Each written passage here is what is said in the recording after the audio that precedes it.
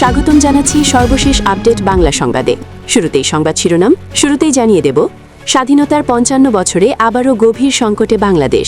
তারিখের শেষ ভরসা হাসিনা, প্রস্তুতি নিচ্ছেন নেত্রী হাসিনা। বিস্তারিত থাকছে প্রতিবেদনে। এদিকে হত্যা মামলায় শেখ হাসিনা ও ওবায়দুল কাদের সহ ১২৪ জনকে অব্যাহতি। বিস্তারিত থাকছে প্রতিবেদনে। আরও জানিয়ে দেব, স্মৃতিসৌধে শেখ হাসিনার পক্ষে স্লোগান দিয়ে গ্রেপ্তার মডেল মিষ্টি সুভাষ সহ ২ জন রিমান্ডে। বিস্তারিত থাকছে প্রতিবেদনে। এদিকে আগের জেলা প্রশাসক সাহেবকে ইচ্ছা করে বদলি করে দিয়েছি, কারণ গভর্নমেন্ট আমাদের। বিস্তারিত থাকছে প্রতিবেদনে। আরও জানিয়ে দেব, আওয়ামী লীগকে ফেরাতে পদক্ষেপ নিচ্ছে জাতিসংঘ। ফজলুর রহমান কি আসলেই এমনটি বলেছেন? বিস্তারিত থাকছে প্রতিবেদনে। এদিকে চট্টগ্রাম বন্দরে ৩০,০০০ টন জ্বালানি তেল নিয়ে জাহাজ পৌঁছেছে। বিস্তারিত থাকছে প্রতিবেদনে। এবং সর্বশেষ জানিয়ে দেব, ইরানি হামলায় ৮০০ মার্কিন ও ১৩২১ ইসরায়েলি সেনা নিহতের দাবি শেখার্চির। বিস্তারিত থাকছে প্রতিবেদনে। এতক্ষণ শুনছিলেন সংবাদ শিরোনাম, এবারে বিস্তারিত। আজ থেকে রেহাই পাচ্ছে না বাংলাদেশ। হাসিনার আমলে দেশ বেশ শক্ত অর্থনৈতিক ভিতের ওপর দাঁড়িয়েছিল। ইউনূস সরকারের ১.৫ বছরের শাসনামলে দেশটি সব দিক দিয়ে খাদের কিনারে চলে গিয়েছে। পরিস্থিতি এতটাই সংকটজনক যে বিশ্বব্যাংক, আন্তর্জাতিক অর্থভাণ্ডার দেশটিকে আর ঋণ দিতে রাজি হয়নি। তারা জানিয়েছিল সরকার বদল হলে তারা এই ঋণের ব্যাপারে নতুন সরকারের সঙ্গে আলোচনা করবে। তারেক রহমান প্রধানমন্ত্রী পদে আসীন হয়েছেন ১ মাস পূর্ণ হয়ে গেল। এই ২ বৃহৎ আর্থিক প্রতিষ্ঠান থেকে কিন্তু বাংলাদেশকে আর্থিক দিক থেকে সাহায্য করার কোনো প্রস্তাব বা তারা আলোচনায় রাজি থাকার বার্তা দেয়নি। তারেক রহমান প্রধানমন্ত্রী পদে আসীন হওয়ার পর তিনি একটু একটু করে গুছিয়ে নেওয়ার চেষ্টা করছিলেন। মাঝখান থেকে মধ্যপ্রাচ্যের যুদ্ধ তার সব পরিকল্পনা বানচাল করে দিয়েছে। এর মধ্যে আগের সরকারের একটি চুক্তি তারেক সরকারকে বহয়ে বিপদের মধ্যে ফেলে দিয়েছে। অর্থনীতিবিদদের একাংশ মনে করছেন মধ্যপ্রাচ্যের যুদ্ধের প্রভাব বাংলাদেশের অর্থনীতিতে সরাসরি প্রভাব ফেলবে। এই যুদ্ধের ফলে বাংলাদেশের প্রতিটি দ্রব্যের মূল্য বৃদ্ধি ঘটেছে। পরিস্থিতি এতটাই সংকটজনক যে বহু উড়ানের যাত্রা বাতিল করা হয়েছে। জিনিসপত্রের দাম এই কয়দিনের মধ্যে উল্লেখযোগ্যভাবে বৃদ্ধি পেয়েছে। যদিও বলা হচ্ছে এই ক্ষেত্রে সরকারের কোনো দোষ নয়, সরকারের কোনো নিয়ন্ত্রণ নেই। তারেক সরকার হয়তো মূল্যবৃদ্ধিতে লাগাম পরানোর চেষ্টা করতে পারেন, কিন্তু তার পক্ষে মধ্যপ্রাচ্যের যুদ্ধ বন্ধ করা সম্ভব নয়। চলতি অর্থবর্ষ বাংলাদেশের জন্য ভয়াবহ আকার ধারণ করতে পারে বলে মনে করছেন হাজার বিশেষজ্ঞ এবং অর্থনৈতিক বিশেষজ্ঞরা। বাংলাদেশের মতো একই ধরনের সংকট তৈরি হয়েছে পাকিস্তানেও। শেহবাজ শরীফ সরকার বেশ কিছু পদক্ষেপ করেছেন। প্রশ্ন উঠছে, পাকিস্তানের দেখাদেখি বাংলাদেশও কি সেই পথে হাঁটবে? তারেক সরকারকে বেশ কয়েকটি ঘটনা তাড়া করে বেড়াবে, বলা যেতে পারে জ্বলন্ত সমস্যা তাড়া করবে। সেই সব সমস্যার মধ্যে প্রধান সমস্যা দেশের বেকার যুবক যুবতীদের জন্য কর্মসংস্থানের সুযোগ তৈরি করে দেওয়া, পাশাপাশি খাদের কিনারে চলে যাওয়া অর্থনীতিকে চাঙ্গা করে তোলার দায়িত্ব তার। পালাবদলের পর ইউনূস ক্ষমতায় আসীন হওয়ার পর মানুষের মনের মধ্যে একটা আশার আলো তৈরি হয়। তারা সরকারের থেকে ভালো কিছু প্রত্যাশা করেছিলেন, কিন্তু তারা সেই প্রত্যাশা পূরণ করতে পারেননি। ফলে একদিকে দেশকে আর্থিক দিক থেকে রক্ষা করার মতো গুরুদায়িত্ব যেমন তারেক রহমানের কাঁধে রয়েছে, কাঁধে চেতেছে দেশের জ্বলন্ত সমস্যার সমাধান করা। অনেকে বলছেন এই অবস্থায় তারেকের পরিত্রাতা হয়ে উঠতে পারেন হাসিনা। তার সুপরামর্শই বাংলাদেশকে রক্ষা করতে পারে। মধ্যপ্রাচ্যের যুদ্ধের প্রভাব ১০ থেকে ১৫টি দেশের ওপর পড়তে শুরু করেছে। এই সব দেশগুলির মধ্যে বাংলাদেশও রয়েছে। ইতিমধ্যে অশোধিত তেলের দাম বাড়তে শুরু করেছে। হরমুজ প্রণালী বন্ধ করে দেওয়ায় গোটা বিশ্বের অর্থনীতিতে প্রবল ঝাঁকুনি দিয়েছে। এই পরিস্থিতিতে বাংলাদেশ কতটা আর্থিকভাবে ঘুরে দাঁড়াতে পারে সেদিকে তাকিয়ে সে দেশের মানুষ। তারেক রহমান এই পরিস্থিতি থেকে দেশকে বাঁচাতে কি পদক্ষেপ করেন সেটাও দেখার মতো বিষয়। এদিকে হত্যা মামলায় শেখ হাসিনা, ওবায়দুল কাদের সহ ১২৪ জনকে অব্যাহতি। ক্ষমতাচ্যুত প্রধানমন্ত্রী শেখ হাসিনা সহ ১২৪ নেতাকর্মীর বিরুদ্ধে করা শিশু জিহাদ হত্যা মামলায় চূড়ান্ত প্রতিবেদনের ভিত্তিতে সবাইকে অব্যাহতি দিয়েছেন আদালত। শুক্রবার ২০ মার্চ বিষয়টি গণমাধ্যমে প্রকাশে আসে। পরে কেরানীগঞ্জ মডেল থানার জিআরও আব্দুল নূর বিষয়টি নিশ্চিত করেন।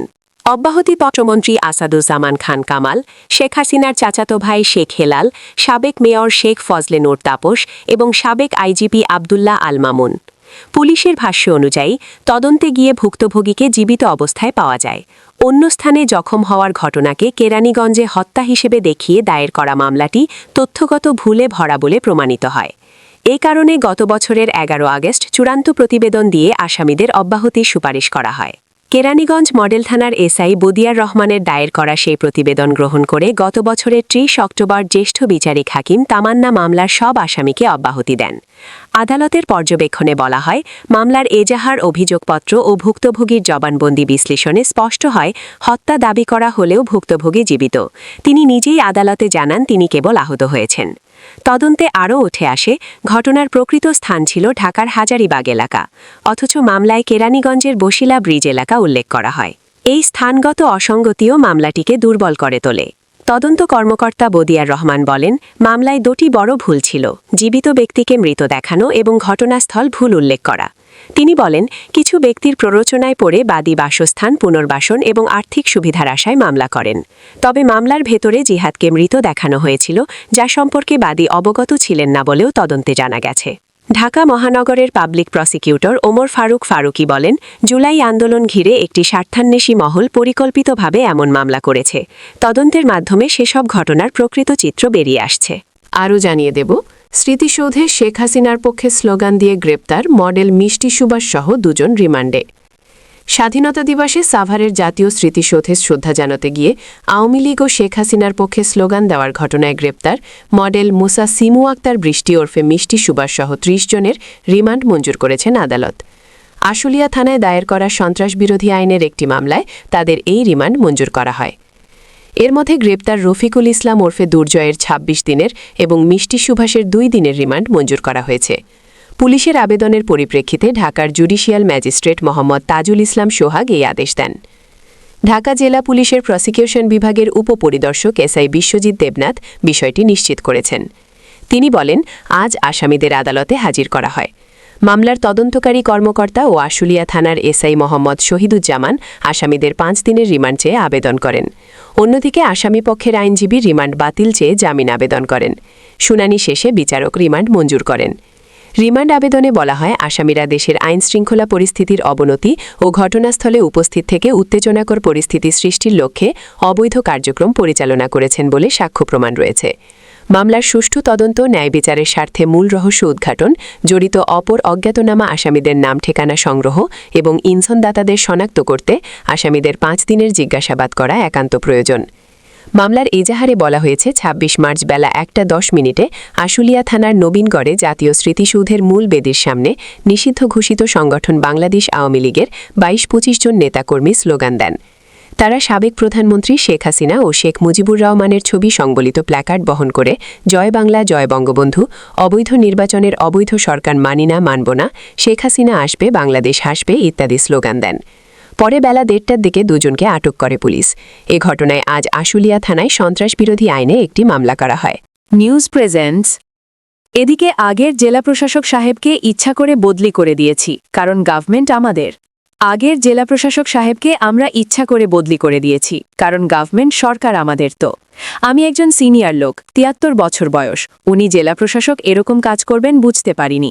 বুঝতে পারলে আমরা আগেই ব্যবস্থা নিতাম, এমনটাই মন্তব্য করেছেন কুষ্টিয়া ৪ কুমারখালী খোকসা আসনে বিএনপির পরাজিত প্রার্থী সৈয়দ মেহেদী আহমেদ রুমি।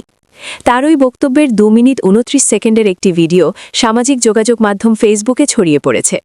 বৃহস্পতিবার ২৬ মার্চ বেলা ১১টায় কুষ্টিয়া জেলা প্রশাসনের আয়োজনে স্বাধীনতা দিবসের আলোচনা সভায় মেহেদী আহমেদ এ বক্তব্য দেন। এতে সভাপতিত্ব করেন জেলা প্রশাসক তৌহিদ বিন হাসান। ভিডিওতে ক্ষোভ প্রকাশ করে সৈয়দ মেহেদী বলেন, গত নির্বাচনে ত্রয়োদশ জাতীয় সংসদ নির্বাচনে আমাকে হারিয়ে দেওয়া হয়েছে। প্রশাসনের কিছু গাদ্দার ও আমাদের দলের কিছু গাদ্দার মিলে আমাকে ৫,০০০ ভোটের ব্যবধানে হারিয়ে দিয়েছে। আমি ১,৪০,০০০ ভোট পেয়েছি। নির্বাচনের প্রসঙ্গ টেনে বিএনপির এই নেতা বলেন, ৬০ বছর ধরে রাজনীতি করি, ৭৩ বছর বয়স আমার। মুক্তিযুদ্ধে উল্লেখযোগ্য ভূমিকা রেখেছি। অনেকেই আছেন মুক্তিযোদ্ধা নামে, কিন্তু কোনো ভূমিকা পালন করেননি। এরকম বহু লোকরে চিনি আমরা। আমাদের জন্ম এই কুষ্টিয়া শহরে। আমরা যখন মুক্তিযুদ্ধ করেছি এখানে আছেন এমন অনেকেরই জন্ম হয়নি। নির্বাচনের সময় জেলা প্রশাসকের ভূমিকা নিয়ে মেহেদী আহমেদ বলেন, কুষ্টিয়ার আগের জেলা প্রশাসক ইকবাল হোসেন গাদ্দারি করেছেন নির্বাচনের সময়। উনি গাদ্দারি করেছেন, কুমারখালী প্রশাসন গাদ্দারি করেছে, খোকসা প্রশাসন গাদ্দারি করেছে। আমি ১,০০,০০০ ভোটের ব্যবধানে বিজয়ী হতাম, কিন্তু সেটা হতে দেয়নি। জানি না আমার অপরাধ কি। একটু কথা বলি, সত্য বলার চেষ্টা করি, এটাই আমার অপরাধ। ওই নির্বাচনের ভোট গণনার জন্য হাইকোর্টে মামলা করেছেন উল্লেখ করে এই প্রার্থী বলেন, হাইকোর্ট অ্যাকসেপ্ট করেছেন। ২৪ জুন শুনানি আছে। আমার বিশ্বাস ভোট পুনর্গণনা হবে, আমি বিজয়ী হব। আরও জানিয়ে দেব, আলিককে ফেরাতে পদক্ষেপ নিচ্ছে জাতিসংঘ। ফজলুর রহমান কি আসলেই এমনটি বলেছেন? আগামী মে মাসের মধ্যে আওয়ামী লীগকে প্রকাশ্য রাজনীতিতে ফিরিয়ে আনতে পদক্ষেপ নিচ্ছে জাতিসংঘ শিরোনামে একটি ফটোকার্ড বিভিন্ন প্ল্যাটফর্মে সম্প্রতি প্রচার করা হয়েছে। কিশোরগঞ্জ ৪ আসনের সংসদ সদস্য অ্যাডভোকেট মোহাম্মদ ফজলুর রহমানের ছবি সহ তার বক্তব্য বলে ফটোকার্ডটি চালিয়ে দেওয়া হয়েছে। এই প্রতিবেদন প্রকাশ হওয়া অবধি টিকটকে প্রচারিত সর্বাধিক ভাইরাল ভিডিওটি প্রায় 25,000 বার দেখা হয়েছে। এটিতে প্রায় 2000 পৃথক অ্যাকাউন্ট থেকে প্রতিক্রিয়া জানানো হয়েছে এবং ভিডিওটি প্রায় 100 বার শেয়ার করা হয়েছে। রিউমার স্ক্যানার টিমের অনুসন্ধানে জানা যায়, কার্যক্রম নিষিদ্ধ রাজনৈতিক দল বাংলাদেশ আওয়ামী লীগের রাজনীতিতে ফেরা নিয়ে জাতিসংঘের পদক্ষেপ বিষয়ে মোহাম্মদ ফজলুর রহমান এরূপ কোনো মন্তব্য করেননি। প্রকৃতপক্ষে কোনো প্রকার তথ্য প্রমাণ ছাড়াই উক্ত দাবিটি প্রচার করা হয়েছে। উক্ত দাবিতে প্রচারিত পোস্টগুলো পর্যবেক্ষণ করে দাবির সপক্ষে কোনো তথ্যসূত্র পাওয়া যায়নি।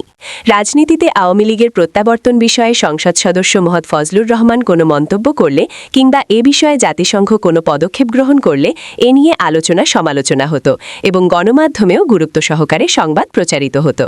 কিন্তু গণমাধ্যম কিংবা সংশ্লিষ্ট বিশ্বস্ত কোনো সূত্রে উক্ত দাবিকে সমর্থন করে এমন কোনো সংবাদ বা তথ্য খুঁজে পাওয়া যায়নি। সুতরাং মোহাম্মদ ফজলুর রহমান আগামী মে মাসের মধ্যে আওয়ামী লীগকে প্রকাশ্য রাজনীতিতে ফিরিয়ে আনতে পদক্ষেপ নিচ্ছে জাতিসংঘ শীর্ষক মন্তব্য করেছেন দাবিতে প্রচারিত তথ্যটি মিথ্যা।